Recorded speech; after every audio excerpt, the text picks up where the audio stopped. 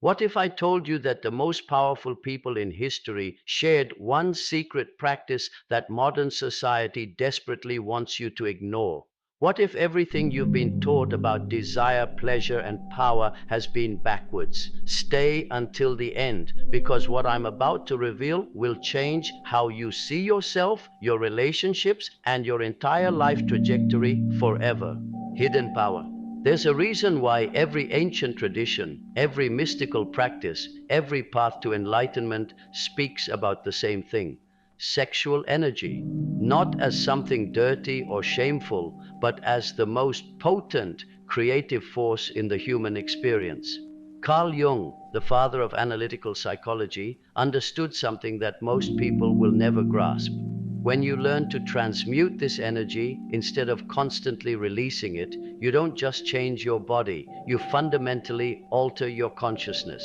Think about it. We live in a world that's completely obsessed with instant gratification. Every advertisement, every movie, every song is designed to make you crave, consume, and release. But what if this constant cycle of desire and release is exactly what's keeping you powerless? What if the very thing society tells you is natural and healthy is actually the thing that's draining your life force? Jung wrote extensively about what he called the transcendent function, the ability to hold tension between opposites without collapsing into either extreme. And nowhere is this more powerful than in our relationship with sexual energy. Most people live their entire lives as slaves to this energy. They feel desire, they act on it, they get a brief moment of pleasure, and then they're back to square one. But the initiated, the awakened, the truly powerful individuals throughout history understood something different: sacred transmutation. When you begin to practice retention, something profound happens in your nervous system. Your body starts to recalibrate. The energy that was constantly being discharged outward begins to circulate internally. Ancient Taoists called this the microcosmic orbit. Yogis spoke of brahmacharya, not just celibacy, but the conscious redirection of creative energy towards spiritual growth. But here's what nobody talks about. The first few weeks are hell. Your body rebels. Your mind creates justifications. Every fiber of your being screams that this is unnatural, unhealthy, impossible. This is where most people break. They listen to the modern voices that tell them retention is harmful, outdated, repressive. They don't understand that this resistance is actually proof that they're on the right path. Jung called this the shadow, all the parts of ourselves that we've been conditioned to reject or repress. But retention isn't about repression, it's about integration.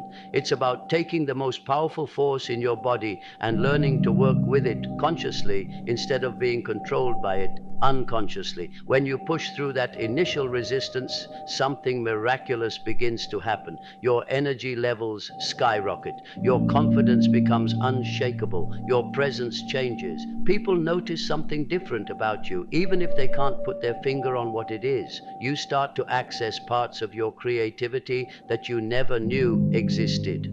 Ancient wisdom.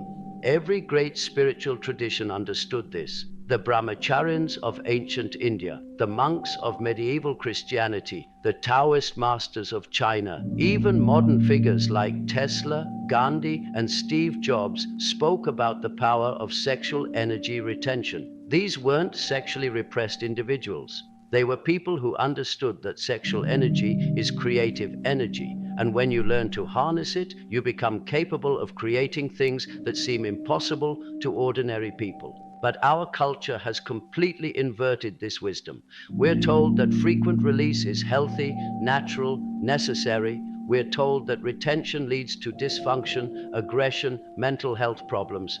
But look around you. We live in the most sexually liberated society in human history. And we also live in the most anxious, depressed, spiritually empty society in human history. Coincidence? Jung understood that the psyche operates on energy. Every thought, every emotion, every creative impulse requires energy to manifest. When you're constantly depleting your most vital energy through unconscious release, you're literally draining the fuel that powers your consciousness. It's like trying to drive a car while someone else is siphoning gas from your tank. Modern deception. Here's the uncomfortable truth that nobody wants to acknowledge. The sexual liberation movement wasn't about freeing humanity from repression. It was about creating more effective consumers. When people are constantly cycling through desire and release, they become easier to control, easier to manipulate, easier to sell to. A person who has mastered their sexual energy is a person who can't be bought, can't be controlled, can't be manipulated by external forces. This is why retention is so threatening to the modern paradigm. It's not just about sex, it's about power, it's about consciousness, it's about the difference between being a puppet dancing to someone else's strings and being the master of your own destiny. When you practice retention, you begin to see through the illusions that keep most people trapped. You realize that most of what you thought was natural desire was actually manufactured craving. You start to understand the difference between genuine attraction and conditioned response. You develop what Jung called individuation, the process of becoming who you truly are instead of who society expects you to be. Shadow integration. But here's where it gets really deep. Retention isn't just about not releasing sexual energy. It's about learning to sit with intensity without needing to escape it. It's about developing the capacity to feel desire without being controlled by it. It's about integrating your shadow instead of being possessed by it. Jung wrote that everything that irritates us about others can lead us to an understanding of ourselves. The sexual shadow is everything we've been taught to hide, deny, or feel ashamed about. But when you practice retention, you're forced to face this shadow directly. You can't escape into temporary pleasure. You have to sit with the discomfort, the longing, the intensity. This is where the real transformation happens, not in the retention itself,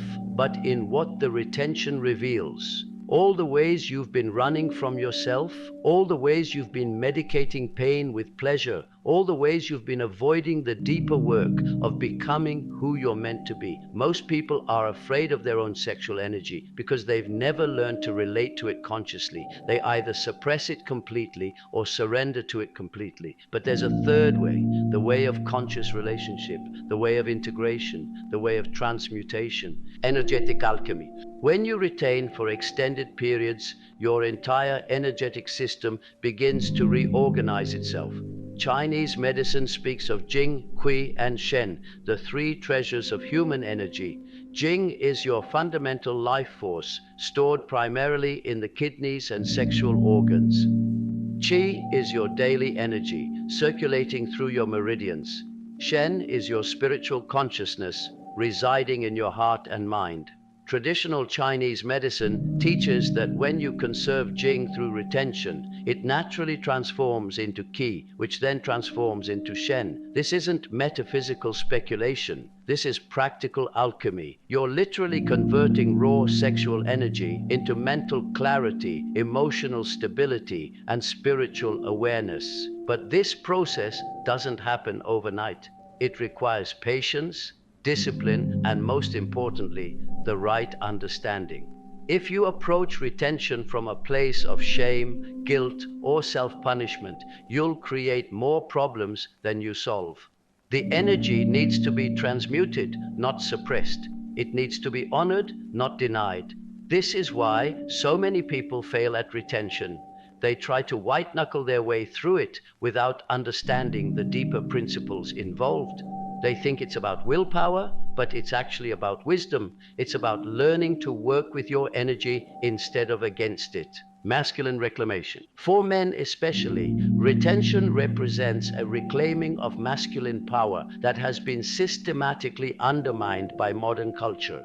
We've been taught that masculinity is toxic, that male energy is dangerous, that the solution is to become more feminine, more submissive, more apologetic for our very existence. But retention teaches you something different. It teaches you that your sexual energy is sacred, that your masculine essence is not something to be ashamed of or suppressed, but something to be refined and directed toward higher purposes. When you learn to contain and transmute this energy, you develop what the ancients called solar consciousness, the capacity to create, protect, and lead from a place of genuine power rather than reactive compensation. This doesn't mean becoming domineering or aggressive. True masculine power is magnetic, not forceful. It attracts rather than pursues. It creates rather than destroys. It protects rather than dominates. But this kind of power can only be developed when you have sufficient energy to sustain it.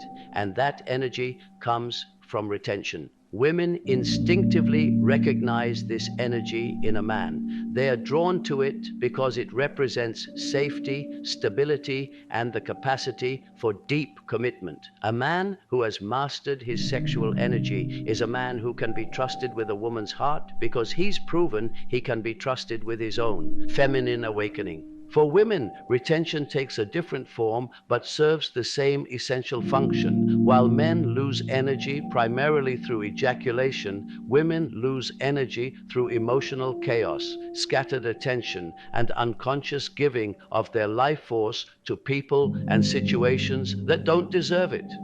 Female retention is about learning to contain and direct emotional and sexual energy rather than constantly bleeding it out through drama, codependency, and the desperate search for external validation. It's about reclaiming the ancient feminine power that was once revered in goddess cultures around the world.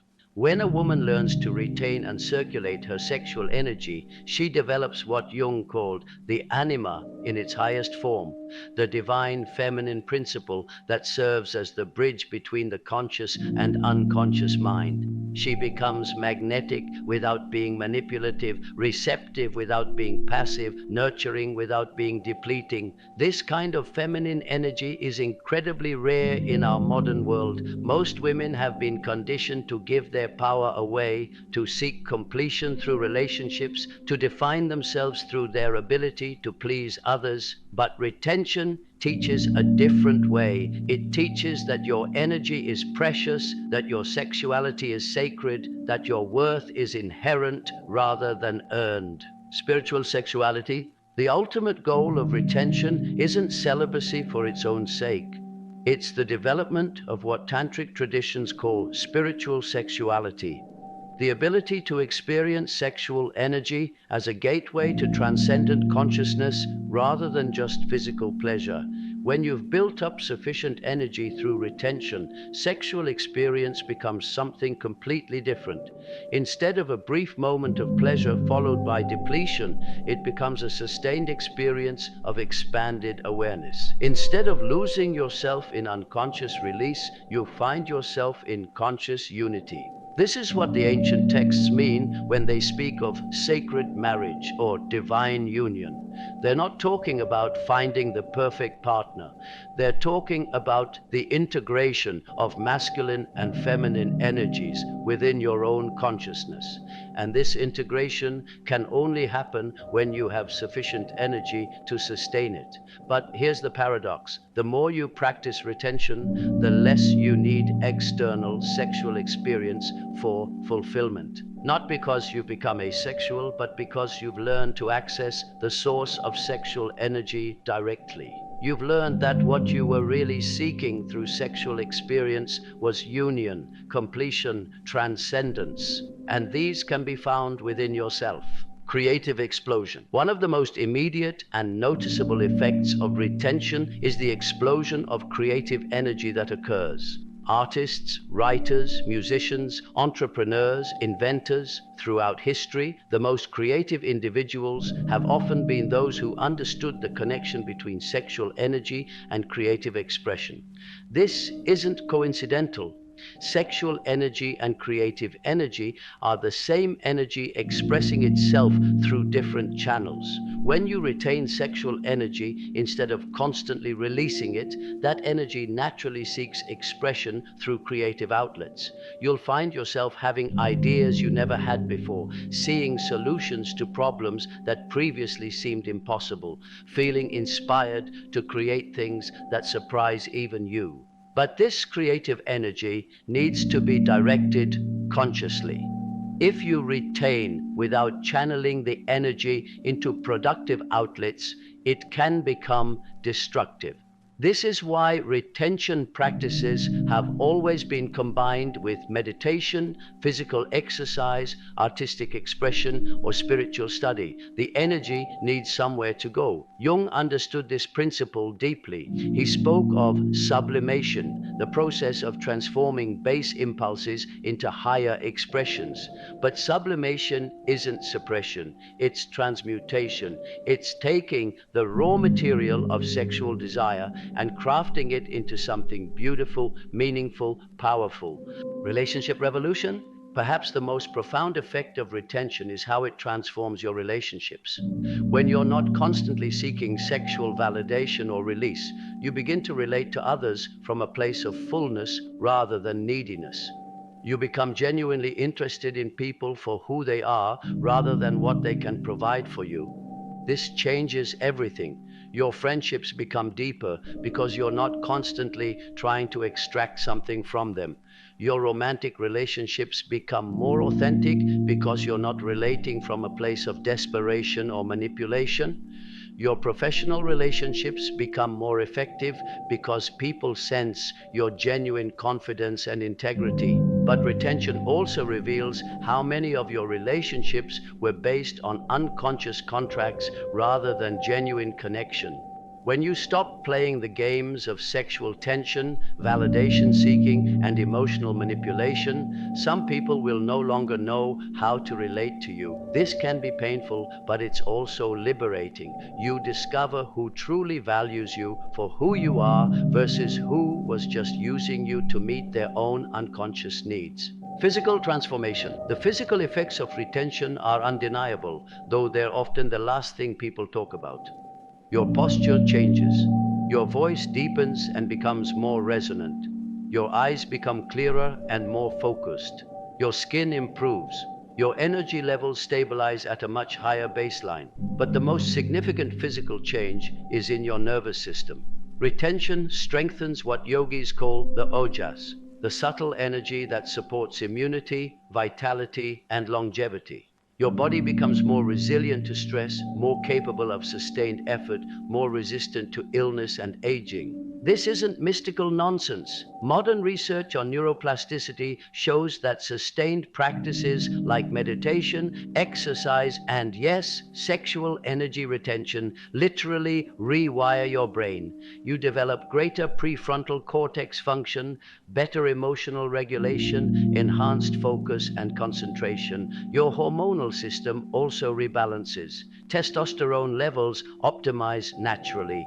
Dopamine sensitivity increases, making you more capable of experiencing pleasure from simple things rather than needing increasingly intense stimulation. Cortisol levels decrease, reducing inflammation and stress-related aging.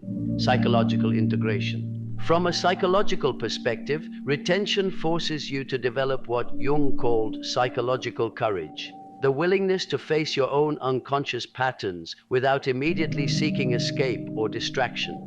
Most people use sexual release as a form of psychological medication, temporarily relieving anxiety, depression, loneliness, or existential emptiness.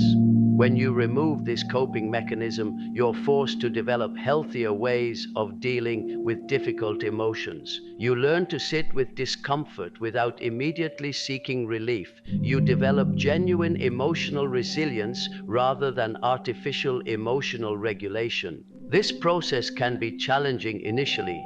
You might experience increased anxiety, mood swings, or emotional intensity as your psyche adjusts to operating without its familiar escape route.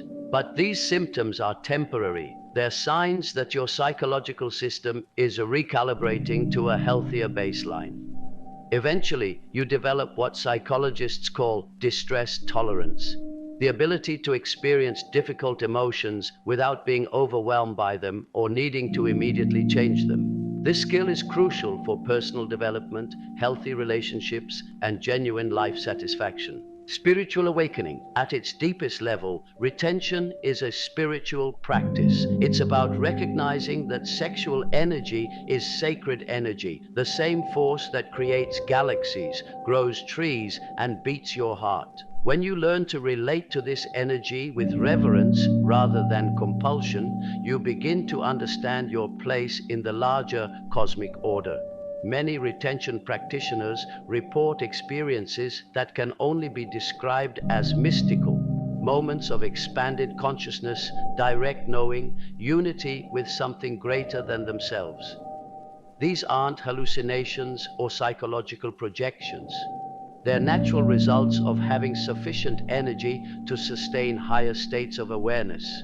Jung wrote extensively about what he called numinous experiences, encounters with the sacred that transform your entire understanding of reality. Retention creates the energetic conditions necessary for these experiences to occur naturally. When your nervous system is sufficiently refined and your energy is sufficiently concentrated, ordinary consciousness begins to reveal its extraordinary depths. But these experiences aren't the goal of retention, they're byproducts. The real goal is integration, becoming a whole human being who can access the full spectrum of human potential rather than being limited to the narrow band of consciousness that most people experience. Societal implications. If enough people understood and practiced retention, it would fundamentally transform society. We would have less addictive consumption, less manipulative advertising, less exploitative entertainment. We would have more genuine creativity, more authentic relationships, more meaningful work. This is why retention is so rarely discussed in mainstream culture. It's not in the interest of consumer capitalism to have a population of individuals who can't be easily manipulated through their desires. It's much more profitable to keep people in cycles of craving and consumption, always seeking the next product, experience, or relationship to fill the void that can only be filled from within. But this transformation has to begin with individuals. It has to begin with people like you who are willing to question the dominant narrative about sexuality, pleasure, and human nature. It has to begin with people who are willing to experiment with ancient wisdom in modern contexts. Practical wisdom. If you're inspired to explore retention, begin gradually. Don't attempt to go from frequent release to complete retention overnight. Your nervous system needs time to adjust. Start with extending the periods between release. Notice what comes up. Work with the energy rather than against it. Develop supportive practices, meditation, breathwork, physical exercise, creative expression. These all help circulate and transmute retained energy. Without these practices, retention can become mere suppression, which creates its own problems. Study the wisdom traditions that understood these principles. Read Jung's work on individuation and the transcendent function. Explore tantric and Taoist texts on sexual energy cultivation. Learn from teachers who embody the principles they teach rather than just talking about them intellectually. Most importantly, approach retention as a practice of self-love rather than self-punishment. The goal isn't to deny your sexuality, but to honor it so deeply that you're willing to work with it consciously rather than being controlled by it unconsciously. Final truth. Here's what I want you to understand. The path of retention isn't for everyone. It requires a level of commitment, discipline, and psychological maturity that many people aren't ready for. But for those who are called to this path, it offers something that nothing else can provide. Genuine freedom. Freedom from unconscious compulsion. Freedom from external manipulation. Freedom from the endless cycle of craving and consumption that keeps most people people trapped in lives of quiet desperation, freedom to become who you truly are rather than who your conditioning tells you to be. When your body goes silent, your soul speaks, and what it says will change everything. Not just about sexuality, but about power, creativity, relationships, and the very purpose of human existence. The question isn't whether you're ready for this transformation. The question is whether you're brave enough to listen when your soul begins to speak. The ancient masters knew this secret. Jung understood it. Now you know it too. What you do with this knowledge will determine not just your personal destiny, but your contribution to the evolution of human consciousness itself. The choice, as always, is yours.